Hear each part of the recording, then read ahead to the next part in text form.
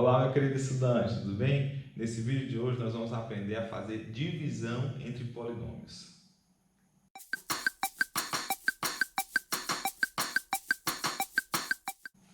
Muito bem, e a gente vai motivar então esse conceito a partir de um exemplo, certo? Eu tenho o polinômio P1 de x como sendo o polinômio 2x à quarta mais x ao cubo menos 3x quadrado mais 2x menos 1, e o polinômio P2 é o polinômio x ao quadrado mais 1.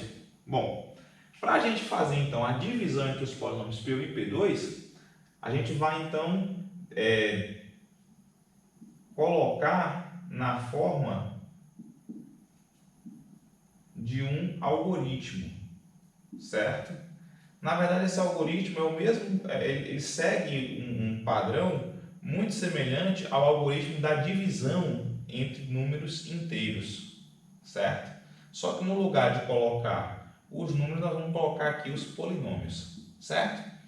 E como é que esse algoritmo vai funcionar? Bom, sempre que você for começar aqui, você tem um termo aqui, né, que vai, no nosso caso, é um termo quadrático, e aqui a gente tem um termo de grau 4. O que eu devo fazer é multiplicar por um monômio, né, que ao multiplicar por x ao quadrado dê exatamente 2x à quarta, certo? Que monômio é esse, né? O monômio vai ser 2x ao quadrado, porque quando eu multiplico 2x ao quadrado vezes 2x x ao quadrado dá exatamente 2x à quarta. Então a gente vai multiplicar esse monômio por esse polinômio e vai colocar o resultado aqui. Vamos lá. 2x à quarta mais... Eu vou colocar aqui, como não vai ter termo de grau 1, vai ter só termo de grau 0, então não vai aparecer o termo cúbico, vai aparecer só o termo quadrático. Então eu vou colocar aqui embaixo do termo quadrático já para facilitar a nossa operação. Porque o nosso próximo passo é subtrair o que a gente tem aqui desse que a gente obteve, certo? Então, quando a gente subtrair, repare que vai cancelar o termo de maior grau. Como aqui não tem nada para subtrair, vai baixar o termo cúbico. Menos 3 menos 2 vai ficar menos 5x ao quadrado. Né? E aqui só baixa também, né? Mais 2x menos 1. Qual que é o próximo passo? Agora eu vou multiplicar por um monômio que vezes x ao quadrado dá exatamente x ao cubo, ou seja, é x, certo? X vezes x ao quadrado dá x ao cubo, x vezes 1 dá x, então não vai ter termo quadrático, vai aparecer simplesmente aqui o x.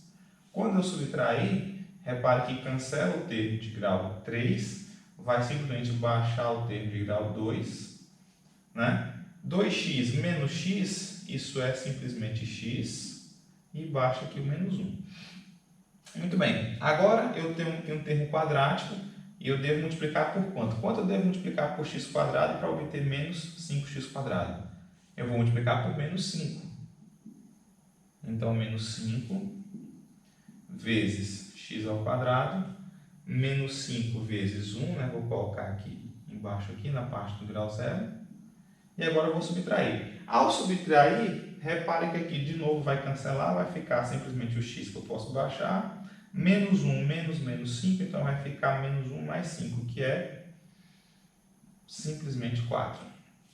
Agora repare que eu estou aqui com um grau menor do que o grau aqui do divisor. Então significa que eu não posso continuar, porque não vai ter nenhum monômio aqui que eu multiplico, né, por x ao quadrado que vai dar um grau igual a 1. Então significa que aqui a gente para. E qual que é a interpretação que a gente dá para isso? A interpretação que a gente dá é que o polinômio, que eu posso escrever o polinômio 2x à quarta mais x ao cubo menos 3x ao quadrado mais 2x menos 1, como sendo, né, esse aqui é o dividendo, então ele pode ser o divisor vezes o quociente, né, x ao quadrado mais 1 vezes 2x ao quadrado mais x menos 5, mais um resto, né, x mais 4.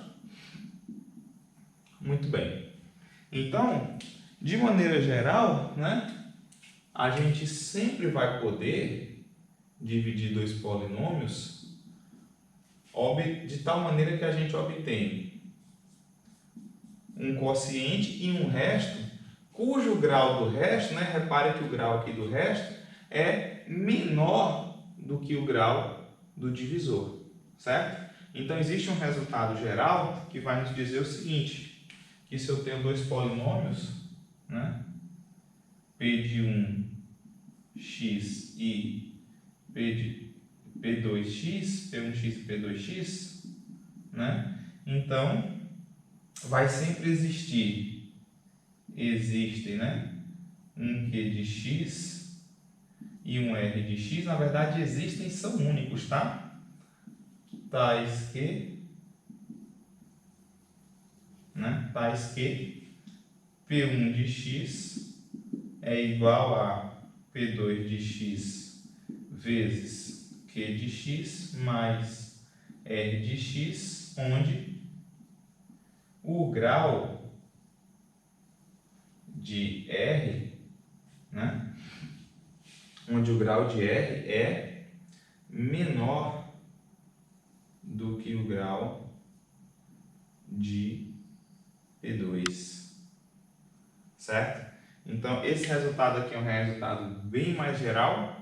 A gente pode utilizar, né, esse próprio algoritmo aqui, né, de maneira genérica para fazer a demonstração, mas como o nosso objetivo aqui é apenas ilustrar como resolver uma divisão, então a gente não vai lançar a mão na demonstração desse resultado, né? Mas esse aqui é um teorema bastante importante na teoria de polinômios, certo? Ok? Muito bem. Uma coisa interessante que a gente então deve observar a partir desse resultado é o seguinte: se eu desejo realizar a divisão de um polinômio p de x, por um polinômio da forma x menos alfa, né, onde alfa é aqui um número real, certo? Então, por esse resultado aqui, né, por esse teorema, eu sei que vai existir, né, um Q de x e um R de x, de tal maneira que eu tenha P de x igual a x menos alfa vezes Q de x mais um R de x, onde esse R de x tem que ter grau menor do que P2. Como o meu grau aqui desse polinômio aqui é igual a 1, então simplesmente vai ser um R de x de grau zero, ou seja, vai ser simplesmente uma constante, né? Vai ser simplesmente um R0, certo? Então, como consequência desse resultado, a gente entende o seguinte: se eu aplicar esse meu polinômio em alfa, né? Se eu tomo x igual a alfa, a gente obtém que P de alfa é simplesmente, quando você colocar alfa aqui, vai zerar. Então, o produto vezes Q vai ser zero. Então, P de alfa vai ser simplesmente esse seu R0. Ou seja, qual foi a conclusão que a gente chegou? A gente concluiu o seguinte: no caso particular, onde alfa é um zero do polinômio, certo? Alfa, né? Portanto, alfa é um zero de P de x, né? Se ele for um zero, então significa, o que significa ser um zero? Significa que P de alfa é igual a zero. P de alfa é igual a zero significa que R é igual a zero. Ou seja, P de alfa é um zero de P de x, se e somente se, né, P de x é divisível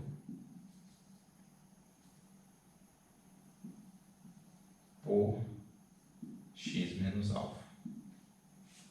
Repare que, de fato, é verdade, né? Porque se a gente tem que alfa é um zero de P de x, significa que P de alfa é igual a zero. Ou seja, que o R0 aqui, né, que é o nosso resto, ele é zero. Se o R0 é zero, então significa que P de x é o produto de x menos alfa por Q de x. Ou seja, P de x é divisível por x menos alfa, né? Quando o resto é nulo, a gente vai dizer que o polinômio é divisível tanto pelo quociente como pelo dividendo, certo?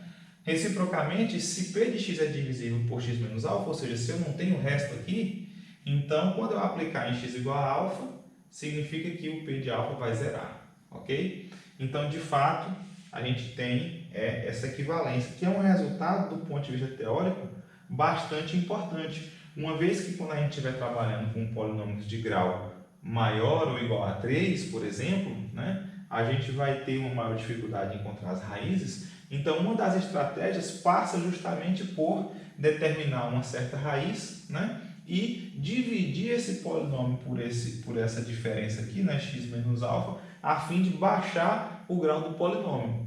E aí a gente busca as raízes do polinômio quociente, certo? Uma observação que eu faço é justamente essa. Quando o polinômio p de x ele é divisível, né? Vamos fazer essa observação. Quando o polinômio p de x ele é divisível por 2, ele é divisível por um polinômio q de x, certo? Ele é um q de x vezes, né, algum outro polinômio, certo? Vezes um, vou chamar aqui de Q1 e de Q2, tá? Certo?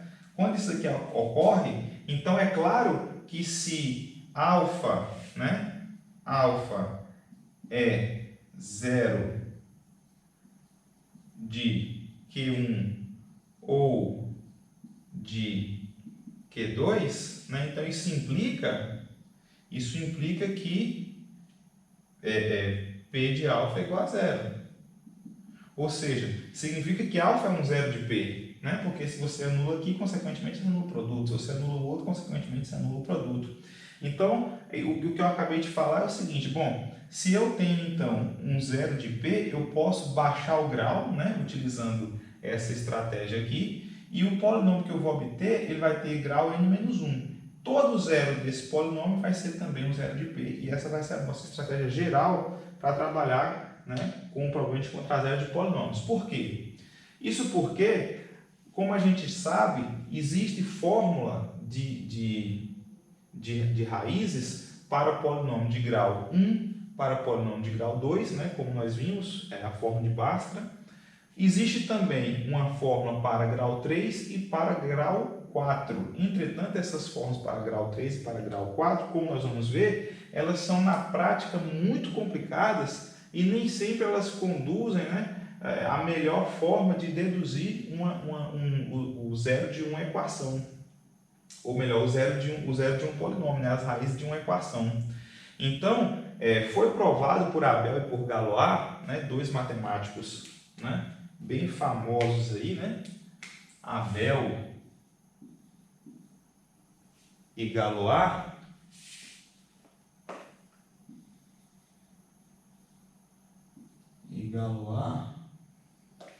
Eles provaram ainda no século XVIII, se eu não estou enganado, 18, 19, né?